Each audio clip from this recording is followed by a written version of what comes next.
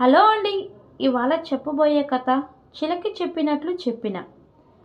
ఒక మామిడి తోటలో చాలా చిలకలు ఉండేవి. చిలకలు తినగా మిగిలిన మామిడి పండ్లను తన బంధుమిత్రులకు ఇవ్వాలని అనుకునేవాడు తోటమాలి. తోట నిండా మామిడి పంట ఉండడంతో చిలకలు ఏ చీకు చింత లేకుండా ఆ పండ్లను తింటుండేవి. ఒకరోజు తోటమాలి వచ్చి, తోటలోని మామిడి పండ్లు మొత్తం మీరే కొట్టి తినేస్తుంటే ఎలా?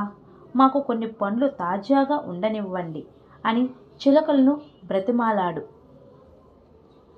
తోటమాలి మాటల్ని చిలకలు చెవులకెక్కించుకోలేదు.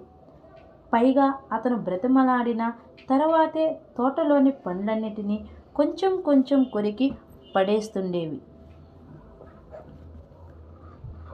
చిలకల చిల్లర పనులు చూసి ఒక కాకి వాటిని మందలించి, తోటమాలి మాట వినకుండా అతన్ని విసిగిస్తే మీ ఉనికికే ప్రమాదం రావచ్చు, జాగ్రత్త అని హెచ్చరించింది.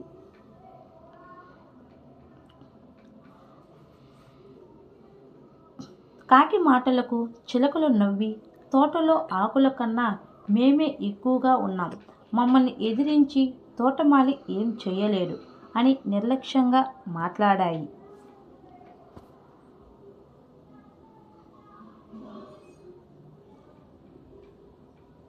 తోటమాలి చిలకలు తీరుకి విసిగిపోయి డబ్బులతో చప్పుడు చేయించి చిలకల్ని బెదిరించాడు. తోట నుండి చిలకలు పారిపోగా తోటమాలి మామిడి పండ్లన్నింటినీ సంతోషంగా సేకరించుకున్నాడు. చిలకలు బెబ్బెలెత్తిపోవడం చూసి కాకి నవ్వుకుంటుంది. ఈ వీడియో కానీ నచ్చినట్లయితే తప్పకుండా మీ ఫ్రెండ్స్ అండ్ ఫ్యామిలీకి షేర్ చేయండి. ఇంకా ఎవరైనా నా ఛానల్ని సబ్స్క్రైబ్ చేసుకోకుండా ఉంటే వెంటనే సబ్స్క్రైబ్ చేసుకోండి. పక్కనే ఉన్న బెల్ ఐకాన్ని క్లిక్ చేయడం మర్చిపోకండి. మీకు ఈ స్టోరీ కానీ నచ్చినట్లయితే కామెంట్స్ చేయండి.